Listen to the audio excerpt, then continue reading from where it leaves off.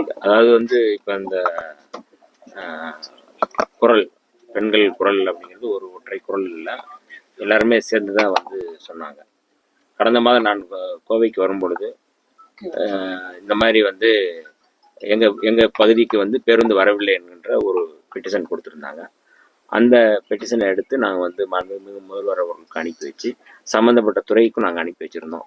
அனுப்பி வச்ச உடனே ஒரு வாரத்திற்குள்ளாக அந்த பேருந்து அண்ணாநகர் எந்த பகுதிக்கு வரவில்லையோ அந்த பகுதிக்கு செல்கிறது என்று முதலே சொன்னாங்க. ஒரு 20 ஆண்டுகளுக்கு மேலாக அந்த பகுதியில் வந்து பேருந்து கேட்டும் அங்கே வந்து போகலை. இது ஒரு நீண்டகால கோரிக்கை. நீங்கள் சொன்னது போல வந்து கடந்த கால அரசுகள் இது குறித்து எந்த விதமான கவலையும் இல்லாமல் அவர்கள் போக்கிலே அவர்கள் வந்து பயணப்பட்டார்கள். ஆனால் இன்றைக்கு அந்த கம்பனூர் பகுதியை சேர்ந்த மக்கள் ஏதோ அவசரத்துக்கு செல்ல வேண்டுமானாலும் இங்கே வந்து நீங்கள் வந்து அண்ணாநகர் பகுதி மக்கள் வந்து கொம்பனூருக்கு போகணும் அப்படின்னா போக முடியாது. ஆக இப்படிப்பட்ட ஒரு சூழலில் இன்றைக்கு போகாத ஊருக்கு போகாத பேருந்து செல்கிறது என்றால் அது மிகப்பெரிய சாதனை.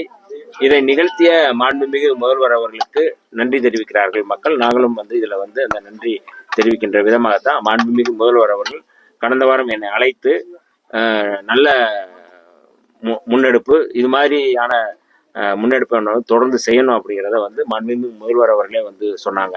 அப்போ அந்த அடிப்படையில் தான் இன்னைக்கு மாண்புமிகு பிற்படுத்தப்பட்ட நலத்துறை அமைச்சரும் சமூக நீதி அமைச்சரும் சேர்ந்து ஒரு சமூக நல்லிணக்கம், அதாவது இந்த அரசினுடைய பிரதான செயல்பாடு அப்படிங்கிறது சமூக நல்லிணக்கம் தான்.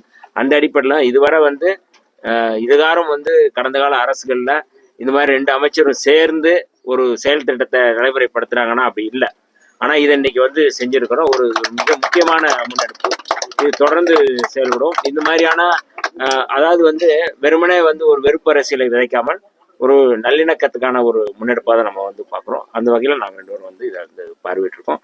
பேருந்தில் நம்ம வந்து பயணப்பட்டு இந்த பேருந்து வந்து தீண்டாமையை ஒழிக்கின்ற பேருந்து, இந்த பேருந்து வந்து சாதி மத வேறுபாட்டை ஒழிக்கின்ற பேருந்து, அந்த பேருந்தை இயக்குகின்ற அரசு அதே மாதிரியான ஒரு அரசு அப்படிங்கிறத நம்ம புரிஞ்சுக்கலாம். இந்த தொண்டாமுத்துறை சுற்றியுள்ள பகுதிகளில் வந்து இரட்டை சுடுகாடுகள் மற்றும் முடிவெட்டுறதில்லை அப்படிங்கிற குற்றச்சாட்டு இருக்கு. கிட்டத்தட்ட கோவை மாவட்டத்தில் மட்டும் 84க்கும் மேற்பட்ட தொகுதிகளில் வந்து இந்த பிரச்சனை இருக்கிறதா ஆல்ரெடி நிர்மல்குமார் தமிழக டீம் வந்து கலெக்டர்கிட்ட பெட்டிஷன் கொடுத்திருந்தாங்க. இதுவரைக்கும் எந்த நடவடிக்கை இல்லை. முதல் கட்ட நடவடிக்கை அதை பார்க்குறோம். அடுத்த கட்ட நடவடிக்கை என்ன மாதிரி இல்லை, இதெல்லாம் கடும் நடவடிக்கை எடுக்கப்படும். இந்த மாதிரியான இரட்டை கோலை, இரட்டை இந்த மாதிரி தீண்டாமைகள் யாரு செய்தாலும் அதை வந்து அரசு வேடிக்கை பார்க்காது. ஆகவே அவர்களாகவே உணர்ந்து இதை வந்து விட வேண்டும். இல்லைன்றால் அரசு கடும் நடவடிக்கை எடுக்கும் என்பதை நாங்கள் வந்து எச்சரிக்கையோடு சொல்ல கடமை. சில இடங்கள்ல பாத்தீங்கன்னா அதிகாரிகளே பாத்தீங்கன்னா இதுல வந்து பெரிய ரெஸ்பான்சிபிலிட்டி எடுத்துக்கிறது இல்லை. உங்களுக்கும் நல்லா தெரியும், நீங்க இருந்த இடத்துல அது நடந்திருக்கு. சோ இதுல வந்து அதிகாரிகள் லெவல்ல எப்படி அதை வந்து இந்த மாதிரி விஷயங்கள் உடனடியாக நடவடிக்கை வந்து நம்ம உத்தரவிடுவோம், அதை எப்படி அதை மானிட்டர் பண்றதுக்கான ஏதாவது மெக்கானிசம் கொண்டு வரக்கான? நேற்றைக்கு நீங்க பார்த்திருப்பீங்க, மாண்புமிகு முதல்வர் அவர்கள் அந்த விடுதியில வந்து சமூக நீதித்துறை விடுதியில வந்து பார்வையிட்டு உடனடியாக அதிகாரிகளை வந்து அவர் எச்சரித்த விதத்தை நீங்க பார்த்துருப்பீங்க. நேரலையில பார்த்துருப்பீங்க. இப்படியெல்லாம் வந்து எங்கேயுமே நடந்ததில்லை. அதுபோலதான் வந்து இன்னைக்கு நாங்க அமைச்சர்களா இருப்பவர்களும் நாங்க வந்து அமைச்சர் மாண்புமிகு முதல்வர் அவர்கள் என்ன பாணி எடுக்கிறாரோ அதே பாணியில தான் நாங்களும் வந்து செயல்படுறோம். அதனால கட்டாயம் இம்மாதிரி நீங்க சொல்ற எந்த குற்றச்சாட்டுகள் அதிகாரிகள் செய்தாலும், மெத்தன போக்கோடு செய்தாலும், இனிமேல் அந்த மெத்தன போக்கை விட்டு தீவிரமாக செயல்பட வேண்டும் நாங்கள் கேட்டுக்கிறோம். இன்னும் மீண்டும் மெத்தன போக்கோடு இருந்தால் கடும் நடவடிக்கைக்கு உள்ளாவார்கள் என்பதில் எந்த மாற்று கருத்தும் இல்லை. அரசும் மாண்புமிகு முதல்வர் அவர்களும் இதில் தயவுதாட்சரியம் படுத்த வேண்டாம் என்று சொல்லியிருக்கிறார்கள். ஆகவே அந்த எச்சரிக்கையோடு அவர்கள் செயல்பட வேண்டும் என்று நாங்கள் கேட்டுக்கொள்கிறோம். அந்த கெம்பனூருக்கு 15-20 ஆண்டுகளா பேருந்து இயங்காம இருந்ததுக்கு இங்க இருக்கிற உயர் அதிகாரிகள் தான் அவங்களோட ஒத்துழைப்போட தான் இந்த பேருந்து இயங்கல அப்படிங்கிறது இங்க இருக்கிற மக்களோட குற்றச்சாட்டா இருக்குது. இதுக்காக பத்திரிகையாளர்கள் பலமுறை முயற்சித்தும் செய்தி பதிவிட்டும் அதிகாரிகள் வந்து இதுக்கான முன்னெடுப்பாடுகளே பண்ணல. சோ அவங்களும் அதுல உடந்தையாக இருக்காங்க. அந்த மாதிரி அதிகாரிகளுக்கு என்ன எச்சரிக்கை விடுக்கிறீங்களா? இல்ல, அது இப்ப நான் சொன்ன எச்சரிக்கை தான் அவங்களுக்கும் பொருந்தும். அதிகாரிகள் வந்து அரசு அதிகாரிகள், மக்களுடைய சேவகர்கள். மாண்புமிகு முதல்வர் அவர்கள் எப்போதுமே அதான் சொல்றாங்க, அமைச்சர்களே வந்து சேவகர்கள் தான் சொல்றாங்க. அப்ப அப்படிப்பட்ட ஒரு அதிகாரிகள் வந்து இந்த மாதிரி பாகுபாட்டோடு சாதிய பாகுபாட்டோடு அந்த கண்ணோட்டத்தோடு செயல்படுவார்கள். ஆனால் அவர்கள் வந்து தொடர்ந்து அவர்கள் வந்து பணியில் நீடிக்க முடியாது என்பதை தான் நம்ம வந்து எச்சரிக்கை கடமைப்பட்டிருக்கோம்.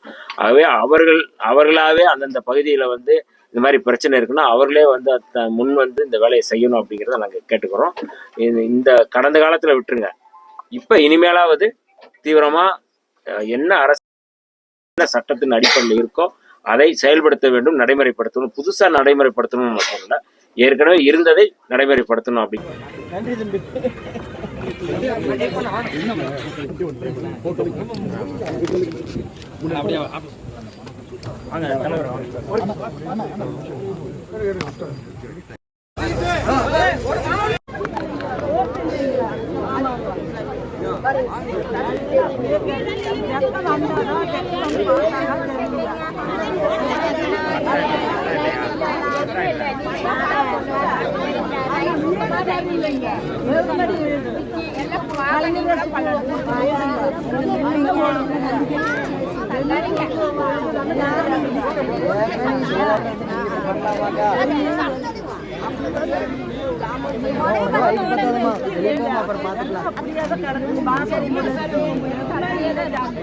அது சொல்றதுதான் நாங்க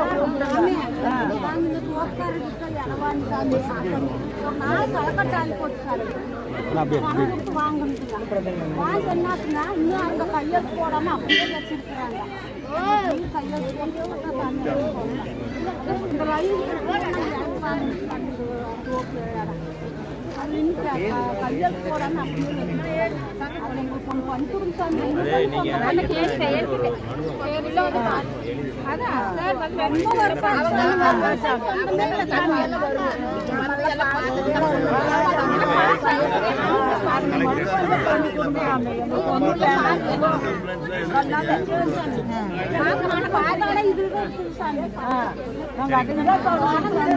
இது